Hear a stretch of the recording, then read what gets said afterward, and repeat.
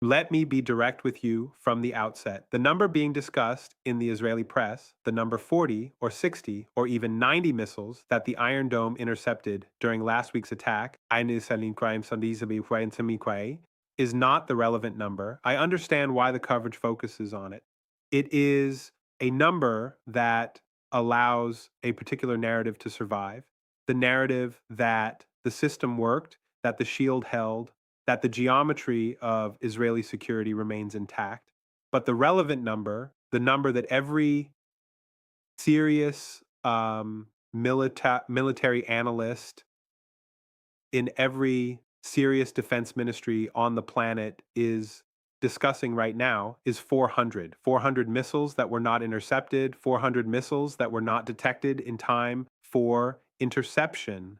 400 missiles that reached Israeli territory in a window of 11 minutes, so compressed that the human decision cycle required to authorize a defensive response was, in the most literal possible sense, shorter than the crisis itself. I am going to walk you through exactly what happened in those 11 minutes tonight, because what those 11 minutes reveal about the future of military conflict in this region and about the security architecture that 4 million people in Israel and hundreds of millions of people across the Middle East have been living inside for 3 decades is something that every person watching this video deserves to understand with clarity, not with spin, not with management, with clarity. Subscribe now if you are watching this and realizing you are not getting this level of analysis anywhere else. What I am about to describe is based on open source technical analysis, regional military reporting, and the specific characteristics of the attack that Israeli officials have partially confirmed in statements to the Knesset Defense Committee, statements that were reported in Hebrew by Haaretz and Channel 12, and that have not been accurately conveyed to English language audiences. Let us start with the Iron Dome. The Iron Dome is a genuinely impressive system. I want to be accurate about this because accuracy requires acknowledging what the system does well before explaining why it failed. It was designed in the mid 2000s to address short range rocket threats. The Qassam rockets fired from Gaza, the Katyusha rockets fired from southern Lebanon, rockets with ranges of 4 to 40 kilometers, flight times of 15 to 45 seconds, relatively predictable trajectories. Against that threat profile, the Iron Dome has performed with an interception rate that independent technical assessment has put somewhere between 60 and 90%, depending on the engagement scenario. It works for what it was built for. The attack last week was not what it was built for. According to technical analysis published by the Middlebury Institute's Center for Nonproliferation Studies and confirmed by independent assessment from former U.S. Air Force Missile Defense Program officer Lieutenant Colonel Mark Gunzinger, the attack on Tuesday combined 3 categories of threat simultaneously: ballistic missiles on steep re-entry trajectories, cruise missiles flying terrain following profiles at low altitude, and what defense analysts are now calling swarm coordination.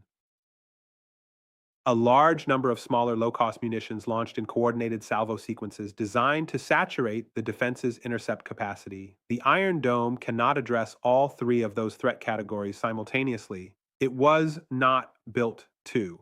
Its radar architecture is optimized for the short-range rocket problem, not for high-altitude ballistic threats, which require a different intercept altitude and a different kinetic kill vehicle. And critically, it has a fixed magazine capacity. Each Iron Dome battery carries a specific number of interceptor missiles. When those interceptors are exhausted, the battery must be reloaded before it can engage again. If the attacking force knows those numbers, and the evidence from Tuesday suggests it does, then a saturation attack can be precisely calibrated to exhaust the interceptor magazine before the main strike package arrives. Announcement number 1, the 11-minute window was not a coincidence. It was the solution to an engineering problem. The attack timeline that has been reconstructed from Israeli radar tracks, commercial satellite imagery of impact sites, and the partial briefing given to the Knesset committee unfolds as follows.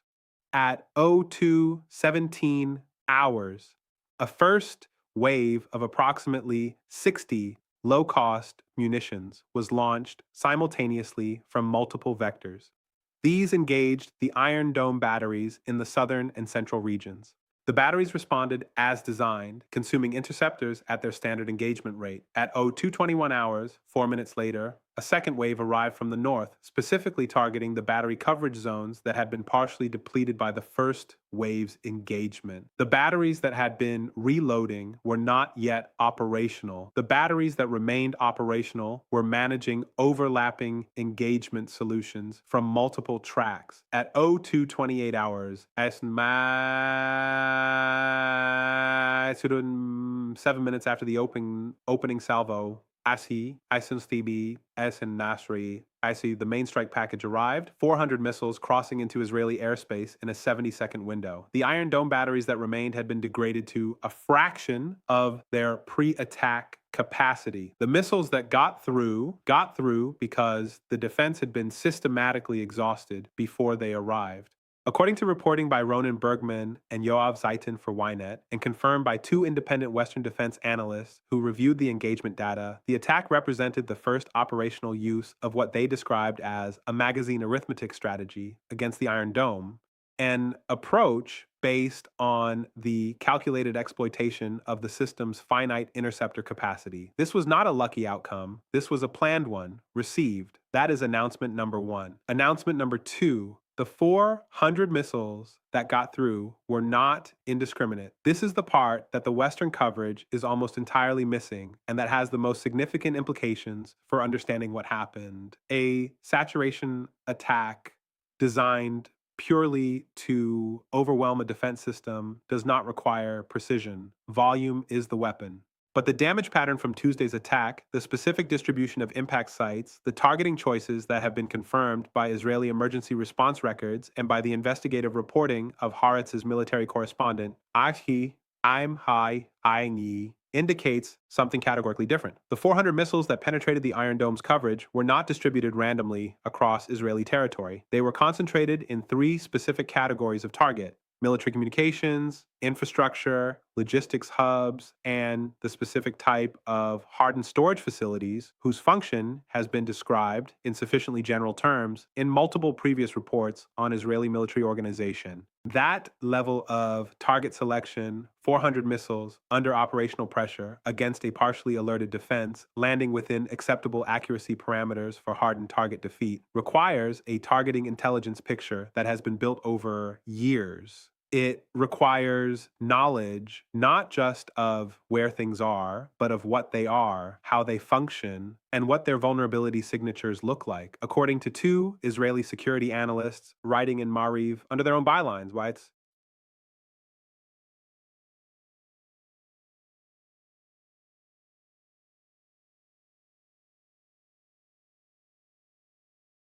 Self a signal of the seriousness with which this assessment is being treated. The intelligence picture required to execute Tuesday's attack represents a multi-year collection effort against Israeli military organization that has no precedent in the conflict's history. Stay with me because this is where the narrative completely changes. Announcement number three, and this is the one that almost nobody in the Western press is connecting correctly. The 11-minute window is a message to the United States, not just to Israel. American extended deterrence commitments in the region. The specific assurances that American administrations have made to Israel, to the Gulf states, to partners across the region are based on the premise that American military capability can backstop the defense architectures that those partners have built. The Iron Dome is an American-funded, American technology integrated system. It was built with American money, refined with American technical assistance, and integrated with American defense architecture. Tuesday's attack demonstrated that this architecture has a specific, calculable, exploitable vulnerability. And that demonstration was witnessed by every government in the region that is currently making decisions about whose security umbrella it wants to be under. Now, let us talk about what is really happening behind the headlines. The Israeli government's public communications since Tuesday have been managed with considerable skill. The framing has been consistent. The Iron Dome performed, significant intercepts were achieved, the system is being replenished, additional capabilities are being deployed. All of that is technically true, but it is true in the way that saying a levee withstood 70% of a flood is true. Technically accurate, strategically beside the point. The relevant question is not whether the Iron Dome intercepted missiles. The relevant question is whether the Iron Dome can prevent an adversary from achieving its military objectives in the event of a serious attack. Tuesday answered that question. The answer was no. Think carefully about what this represents. The Iron Dome has been the central argument of Israeli strategic communication for 15 years. It has been the reason, stated explicitly by multiple Israeli prime ministers in multiple public forums, that conventional deterrence is sufficient, that Israel does not need to reach a political accommodation with its security environment because the technological shield makes the security environment manageable. Tuesday removed that argument, not permanently, not irrecoverably, but empirically and undeniably for this moment. This pattern has repeated throughout history, and the lesson is always the same. When Athens built its long walls, the fortifications connecting the city to the port of Piraeus that Pericles designed as the physical expression of Athenian strategic security, they created for a generation a genuine shield. The city was safe inside its walls, the fleet was safe in its harbor. The strategy worked until the moment it didn't, when the plague came inside the walls, and when the strategic thinking that the walls had made possible, the thinking that said Athens could outlast any adversary as long as the walls stood, had become a substitute for the more difficult political and diplomatic work of creating a sustainable security environment. The parallel is not perfect, but the structure is identical. A technological shield enables the deferral of political choices until the moment the shield is no longer sufficient, at which point the deferred choices must be made under the worst possible circumstances. So where does this leave us? Let me give you three clear paths. Path 1, the shock of Tuesday accelerates internal Israeli political processes toward a diplomatic framework that addresses the root conditions producing the security challenge. Historical precedent for this exists. The 1973 war produced exactly this kind of strategic shock in Israeli political culture, leading to the peace with Egypt. The current political configuration in Israel makes this the least likely of the three paths in the short term, but events of Tuesday's magnitude have restructured Israeli political configurations before. Path 2, the military response intensifies significantly. Deeper strikes, broader target sets, more extensive use of long-range precision capabilities in an attempt to destroy the infrastructure that enabled Tuesday's attack before it can be reconstituted. This is the path currently being advocated most loudly in the Israeli security establishment and in the Washington circles most closely aligned with Israeli strategic preferences. It carries the significant risk that a broader campaign produces escalation dynamics that draw in actors currently managing their involvement with some degree of restraint. Path 3, American diplomatic intervention produces a structured pause, not a resolution, a pause, during which some form of negotiated arrangement is reached that prevents a recurrence of Tuesday while leaving the underlying political conditions unresolved. This path protects short-term stability at the cost of long-term certainty. It is the path most consistent with the current American political appetite for this region, and therefore the path that Washington is most likely to push toward. I think we are moving toward an unstable combination of paths 2 and 3 simultaneously. Military escalation with diplomatic pressure running in parallel, which is historically the combination most likely to produce unintended consequences that neither side wanted and that both sides subsequently struggle to explain. Here are the questions I want you to take away. First, if the magazine arithmetic strategy that defeated the Iron Dome on Tuesday is now in the operational playbook of every adversary in the region, what does Israeli deterrence look like over the next 5 years? Second, what does American credibility look like to the Gulf states that have purchased American missile defense systems on the same assumptions that were challenged on Tuesday? And third, is there a political framework that could alter this security dynamic? And does the current government in Jerusalem have any interest in pursuing it? Tell me in the comments what you think Israel does next. Tell me if you believe Tuesday represents a temporary setback or a structural shift. We will continue tracking every development in this conflict. Subscribe now, share this analysis with everyone in your network trying to understand what is actually happening in this region. Turn on notifications, and we will see you in the next briefing.